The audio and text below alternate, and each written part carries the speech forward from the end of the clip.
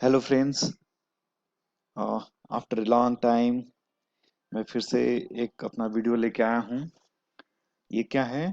Mutual fund के already मैंने दो वीडियो पोस्ट कर चुके हैं। ये है कि कैसे म्यूचुअल फंड को एनालाइज करें। जैसे बार बार मेरे से लोग क्वेश्चन पूछते हैं कि कौन सा म्यूचुअल फंड ले लूँ, तो बहुत ही इजी तरीका मैंने बताया है। ठीक है, कैसे जाके इजिली कैसे उनके एनालिसिस करोगे आप, और आप भी मतलब अपने से खोज सकते हो कि कौन सा कोई फंड है तो उसको आप बता सकते हो कि अच्छा है कि नहीं है। ठीक है, तो देखते हैं।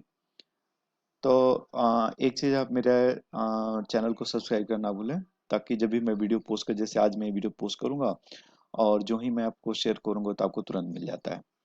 ठीक है, तो हम स्टार्ट करते हैं। ये देखने में थोड़ा सा गार्बेज लगेगा लेकिन बहुत इजी है समझना। ठीक है, तो एक पहले कहाँ ये सारे कहाँ मिलेंगे आपको? एक बहुत इजी है, मॉर्निंग स्टार पे आप जाएंगे। ठीक है, तो मॉर्निंग स्टार में जाते से ही आप, जैसे मैं आपको मॉर्निंग स्टार का वेबसाइट दिखाता हूँ। ये जैसे मैंने एक फंड लिया है, यहाँ पे आप जाके फंड का नाम डालेंगे। फंड का नाम डालते से, जैसे मैंने एक रिलायंस स्मॉल कैप फंड डाला है मैंने, यहाँ पे आप रिलायंस स्मॉल कैप लिखिए, फिर ये आ जाएगा। यहाँ पे आप रिस्क रेटिंग में जाइए और 5 इयर्स या 3 years, generally 5 years is like okay. तो 5 इयर्स का क्लिक कीजिए। यहाँ आपको दिखाता है कि रिस्क कैटेगरी कैसी है, तो काफी हाई है। हाँ, तो ये मतलब कि ये छोटे दिल वालों के लिए नहीं है। ठीक है, रिटर्न कैटेगरी तो बहुत ही हाई है, लेकिन उसी तरह से आपका रिस्क भी बहुत हाई है। तो अब अचानक से धड़ाम धड़ाम गिर भी सकता है, धड़ाम धड़ाम ऊपर भी जाता है। ठीक है, तो ये इसमें लगाने से पहले आप इसको आप समझते हैं। उसके बाद इधर वाले जितने रेशियो, जन alpha beta R square Sharpe ratio, इसको मैं आपको बहुत इजी तरीके से अप साइड डाउन साइड में आपको उस वीडियो में अपने बता रहा हूँ। ठीक है, तो यहाँ आते हैं। तो पहला रेशियो है अल्फा। ठीक है, तो अल्फा क्या बताता है कि मेरे फंड ने कितना कमाया और बेंचमार्क ने कितना कमाया है। तो मैंने जितना कमाया, मेरा फंड जितना कमाया, उसमें से बेंचमार्क ने जितना कमाया उसको मैं घटा दूं, तो मेरा उसमें आ जाता है कि इतना मैंने एक्स्ट्रा कमाया है। ठीक है, जैसे एग्जांपल लेते हैं मोतीलाल ओसवाल 35 फंड, तो इसका है अल्फा 6.88, मतलब कि अपने बेंच मार्क से। ठीक है, तो बेंच मार्क इनका जनरली इंडेक्स फंड है। तो उससे कितना ज्यादा कमाया है, तो 6.88% ज्यादा रिटर्न इसने दिया है। ठीक है, तो जितना ज्यादा रहे अल्फा उतना ही बढ़िया। ठीक है, बेटा क्या बोलता है? बेटा is a measure of sensitivity. ठीक है, जैसे ये स्टॉक कितना सेंसिटिव है। तो जैसे a beta of 1.2 means that the fund tends to rise and drop 20%, ऊपर और दोनों, ऊपर नीचे दोनों, केवल ऊपर ही नहीं। ठीक है, तो बेटा यदि मेरा 1.2 है, मतलब कि जब भी कुछ होगा तो बहुत सेंसिटिव है, तो 20% ऊपर 20% नीचे ऐसे फ्लक्चुएट करता है बेंचमार्क से भी। ठीक है, thus a point beta is more volatile than a fund with beta 1, so beta is therefore a measure of volatility। तो जितना वोलेटिलिटी कम हो उतना बढ़िया। ठीक है, तो आर स्क्वायर्ड क्या है? आर स्क्वायर्ड मीन बोलता है कि ये जो अल्फा बीटा है, हाँ, तो आर स्क्वायर यदि 100 है, मतलब कि अल्फा बीटा को पूरी कंप्लीट तरीके से फॉलो किया अल्फा बीटा ने। ठीक है, यदि आर स्क्वायर मान लो कि 50 है, मतलब कि अल्फा बेटा कहीं भी जा रहा है, ठीक है, उसका कोई खास रिलेवेंस है ही नहीं। ठीक है, जितना जैसे 6.88 में बोलूँ और आर स्क्वायर मेरा 50% हो, मतलब कि आगे इसी तरीके से परफॉर्म करेगा बेटा, ये कोई मतलब उसका कोई गारंटी नहीं है। लेकिन जैसे आर स्क्वायर मेरा 99 है, ठीक है, so if R square is 99 means for that fund alpha and beta are very relevant. ठीक है, तो हम इसको इन अल्फा बीटा को केवल अकेले नहीं दे सकते, आर स्क्वायर के साथ ही देख सकते हैं। शार्प रेशियो क्या है? ये काफी इंपॉर्टेंट है। The Sharpe ratio the difference between the portfolio return over and above the return under risk free investment. तो मतलब सिंपल से समझिए कि अ, यदि ज्यादा शार्प रेशियो ज्यादा है, मतलब कि सच ए फंड विल हैव वेरी मतलब ज्यादा उसने रिटर्न दिया है। ठीक है, लेकिन अब इसका समझने वाली बात है कि शार्प रेशियो को कैसे काउंट करता है, कैलकुलेट करता है। पहले पोर्टफोलियो का रिटर्न निकालता है। ठीक है, और उसके बाद रिस्क फ्री इन्वेस्टमेंट, जनरली जैसे बॉन्ड वगैरह आपके रिस्क फ्री इन्वेस्टमेंट हो गए, तो portfolio minus risk, risk free investment divided by standard deviation. ठीक है। तो अब इसमें स्टैंडर्ड डिविएशन डिनोमिनेटर में है, तो कभी कभी ऐसा भी हो सकता है कि कोई फंड एक ऐसा है जो कि बहुत नॉर्मल परफॉर्म करे, बहुत कम ही परफॉर्म करे, लेकिन उसका स्टैंडर्ड डिविएशन भी कम हो। टिपिकल आपको एक दिखाऊंगा, एक फंड है जैसे मोतीलाल ओसवाल का 25, ठीक है, फोकस 25 फंड। वो बहुत तगड़ा परफॉर्म नहीं करेगा, मतलब शार्प रेशो उसके ऊपर दिखेगा, लेकिन उसी तरह से स्टैंडर्ड डिविएशन एक्चुअली काफी कम है। जिसका क्या मतलब कि फंड ने बहुत तगड़ा परफॉर्म नहीं किया, लेकिन एक्चुअली स्टैंडर्ड डिविएशन कम था, इसलिए शार्प रेशो ऊपर है। तो यदि स्टैंडर्ड डिविएशन थोड़ा ऊपर हो और शार्प रेशो ऊपर हो, तो समझो को बहुत तगड़ा उसने परफॉर्म करा है। तो शार्प रेशो जितना ऊपर हो उतना बढ़िया। स्टैंडर्ड डिविएशन का मतलब है कि रिस्क फैक्टर कितना है इस पोर्टफोलियो का। यदि हाई स्टैंडर्ड डिविएशन है, जनरली जैसे मिड कैप फंड्स होते हैं, स्मॉल कैप सबसे ज्यादा स्टैंडर्ड डिविएशन होता है, ठीक है। तो स्टैंडर्ड डिविएशन बहुत हाई होना is not at all good. Generally 20 से अबव वाले लाइक की बहुत हाई है, ठीक है। तो जितना स्टैंडर्ड डिविएशन कम हो उतना बढ़िया। अपसाइड रेशियो, कि जब फंड मेरा, जैसे मार्केट ऊपर जा रहा है, तो मेरा जो फंड है, ठीक है, when fund gives positive return, जिस जिस मंथ में, जनरली मंथ वाइज कैलकुलेट करते हैं, जिस मंथ में मेरा फंड ने ऊपर पैसे मतलब पॉजिटिव रिटर्न दिए, ठीक है, तो पॉजिटिव रिटर्न जितना आया डिवाइडेड बाय बेंचमार्क रिटर्न, ठीक है। जैसे मान लो कि 50 निफ्टी 50 मेरा बेंचमार्क है, ठीक है, तो उसने मेरे को मान लो कि 20% दिए और मेरे फंड ने 3% 30% दिए, तो 30 divided by 2 into 100 is like 1.5, 150, ठीक है। तो 150 आ गया। तो मतलब कि जब भी अपना 100 से ऊपर है यदि, तो मतलब आपने अच्छा से परफॉर्म किया है। तो 100 से जितना ऊपर उतना ही अच्छा आपने परफॉर्म किया, ठीक है। डाउनसाइड रेशियो कि जब नीचे जा रहा था, तो आप कितना कंट्रोल कर पाए, ठीक है।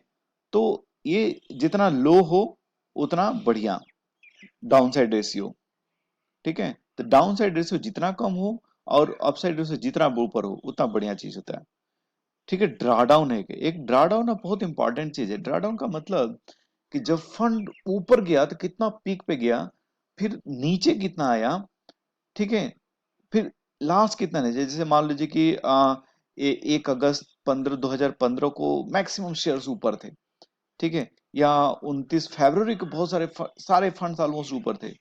तो ऊपर से जब एकदम गर्त तक आया, वहां से जो फिर से उठना चालू किया, तो उसमें डिफरेंस कितना रहा, ठीक है। तो मैं आपको जब एग्जाम्पल्स दिखाऊंगा ना, तब आपको समझ में आएगा। तो ड्रॉडाउन रेशियो जितना कम होना चाहिए। ऐसा नहीं कि मैं खूब परफॉर्म किया और उसी तरह से खूब नीचे भी आया, नहीं, ऐसा नहीं होना चाहिए। खूब परफॉर्म तो किया, लेकिन जब नीचे जाऊं तो काफी काफी जल्दी रिकवरी होनी चाहिए। जैसे एग्जाम्पल 2008 में सारे फंड 50-50% नीचे थे, लेकिन 2000 में जब पीक जाने लगा तो कितने फंड फटाफट फटाफट निकल आए, ठीक है। तो कौन सबसे कम तक गया, इसका मेजर करता है ये, ठीक है। तब देखते हैं कुछ फंड के एनालिसिस करेंगे ना, तब ये बहुत इजीली समझ में आएगा। तो मैं एक एक्सेल सीट में इन सारे को बना के रखा हूं मैंने, ठीक है। तो कुछ मैं जैसे एग्जांपल ले रहा हूं अपना, जैसे मल्टी कैप 35, एक दो एग्जांपल लेंगे तीनों में से। तो मल्टी कैप 30 अपसाइड 105 है, डाउन साइड 68, ठीक है। तो ये बहुत ही अच्छा है एक्चुअली। मतलब कि डाउन साइड जो है काफी काफी काफी नीचे है, ठीक है, मतलब काफी, मतलब अच्छा चीज है। डाउन साइड जितना, अगर भी हम लोग बोलते हैं कि डाउन साइड जितना नीचे हो उतना बढ़िया, अप साइड जितना ऊपर हो उतना बढ़िया। मतलब कि जब डाउन साइड जा रहा है तो बड़ा इजीली कंट्रोल कर पा रहा है ये फंड अपने आप को। अप साइड जा रहा है तो भी अच्छा से ऊपर से कंट्रोल कर रहा है, ठीक है। ये बहुत अच्छा चीज है। सिमिलरली कोटक सिलेक्ट फोकस, ठीक है, जो भी ग्रीन मारा है ये मेरे अपने फंड से, मैं इसमें अपने पैसे डाला हूँ, ठीक है। और लेकिन आप अपने एडवाइजर से पूछिए, क्योंकि मैं सेबी सर्टिफाइड नहीं हूँ एडवाइजर। अब ये तो डाउन अपसाइड में ये देखिए कोटक सेलेक्ट काफी ऊपर है, लेकिन डाउन साइड भी तो 82 है। मैंने कहा अच्छा, थोड़ा सा मोतीलाल ओसवाल से खराब है, ठीक है, लेकिन फिर भी अपसाइड काफी कंपनसेटेबल है। शार्प रेशियो 1.2, मतलब कि जब भी अपना ऊपर जब ये फंड जाता है, ठीक है, तो बेंचमार्क से बहुत अच्छा परफॉर्म करता है, ठीक है। और जैसे हम बताते थे कि जो रेशियो निकालना है कैसे, मेरा फंड कितना परफॉर्म किया माइनस बेंचमार्क कितना परफॉर्म किया डिवाइड बाई स्टैंडर्ड डिविएशन। तो स्टैंडर्ड डिविएशन देखेंगे यदि दोनों का, इसमें थोड़ा सा कुछ रॉन्ग है डेटा, ये 14.07 है, ठीक है, तो 14 है, 14 और ये 14 है, मतलब ऑलमोस्ट जो इनका जो शार्प रेशियो देखा, इसीलिए ये दो फंड बहुत अच्छे परफॉर्म किए लास्ट 5 साल में। ठीक है, कि जब भी बेंचमार्क से हमेशा ऊपर अच्छे से परफॉर्म कर रहे हैं। Alpha 6.88, very good I will say. ठीक है, 6 point something is like very good alpha. ठीक है, तो अल्फा मैंने क्या आपको बताया था कि मेरा रिटर्न से बेंचमार्क का रिटर्न उसको कैलकुलेट करता है, तो बहुत ही खूबसूरत है ये। ठीक है, और आगे चलते हैं। बेटा रिटर्न, तो बेटा बताता है सेंसिटिविटी। ठीक है, तो बेटा जो रहेगा, बेटा जितना लो हो, तो देखो ये बहुत ज्यादा सेंसिटिव है कोटक सोलर फोकस। ठीक है, क्योंकि इसमें ज्यादा फंड्स है जो छोटे छोटे है ना, तो उसको अफेक्ट करते हैं, तो ये ज्यादा सेंसिटिव है इससे। बट ठीक है, एक से नीचे beta is okay, not a problem. R square, R square हम लोगों ने क्या बोला था कि आर स्क्वायर होना चाहिए, वो काफी हाई होना चाहिए। ठीक है, ताकि बताए कि जो हम ये बेटा अल्फा देख रहे हैं वो रेलिवेंट है भी कि नहीं है। ठीक है, तो ये 91 है, मतलब कि कोटक सेलेक्ट फोकस के लिए ये जो उनका फंड मैनेजर है, अल्फा बेटा को काफी कंट्रोल से अच्छे से रखता है। ठीक है, स्टैंडर्ड डिविएशन दोनों कॉलम के बराबर। Draw down 16, 16 is like 16, 14 is okay. ठीक है, 16 से ऊपर जाना is like something I don't find good, कि मतलब कि जो ऊपर गया, जो तो पीक और वैली में कितना ज्यादा डिफरेंस है। तो 16 ये कब हुआ था, 1 अगस्त 15 और 29 फरवरी 2016 को डाउन हुआ था। तो इसमें 16% का डिफरेंस है दोनों के अप और डाउन में, तो 16% तक की ओके। ठीक है, तो ऐसे आप देखते हैं, अब कोई एक खराब सा फंड लीजिए, ठीक है, जैसे एग्जांपल बिरला सन लाइफ एडवांटेज फंड। ठीक है, अपसाइड तो ऊपर है, डाउन साइड भी अच्छा खासा है, लेकिन ऊपर है, that is not good. Pure value fund लेते हैं, 113 है अपसाइड। ठीक है, बहुत बढ़िया, लेकिन डाउन साइड 96, जो कि बहुत ही खराब है, ऐसा नहीं होना चाहिए।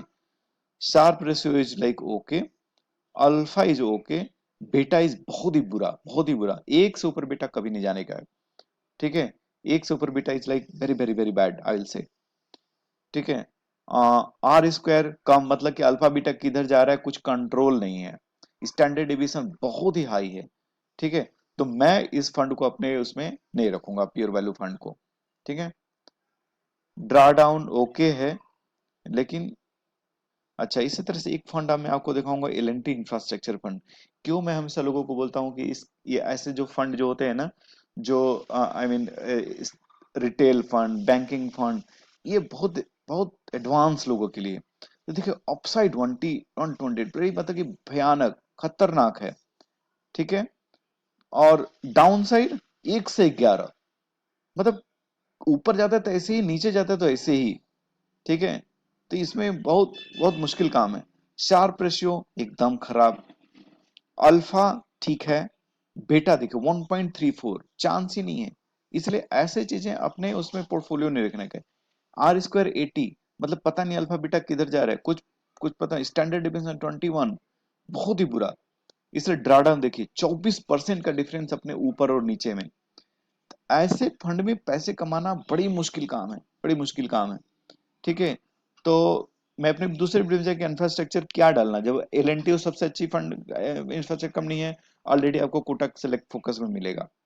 ठीक है, तो ये सब जो मल्टी कैप वाले हैं ना, इसलिए अच्छा खासा परफॉर्म कर पाते हैं, रदर देन एकदम एक स्ट्रेटजिक जो फंड होते हैं इंफ्रास्ट्रक्चर टाइप। अब एक स्मॉल कैप में देख लेते हैं, जो मेरा सबसे फेवरेट है, Reliance capital 128, I mean away ahead. ठीक है, मिड कैप में मेरा एल&टी मिड कैप सबसे मेरे को अच्छा लगा, 106, 70 डाउन साइड, इट्स बहुत बढ़िया। शार्प रेशियो भी बहुत ही बढ़िया है, अल्फा बहुत बढ़िया 7.85, 6 से ऊपर अल्फा इज वेरी गुड। ठीक है, बेटा थोड़ा सा हाई है, आर स्क्वायर रिलेवेंट है, काफी अच्छा है, और पीक से डाउन में 18, दैट इज ओके। 16 से ओके, 16 से नीचे रहने पे मेरे को ज्यादा अच्छा लगता है। ठीक है, तो ये रहा मेरा इसके एनालिसिस। आप कोई भी अपने फंड को उस मॉर्निंग स्टार में जाइए, डाल के देखिए कि कैसे परफॉर्म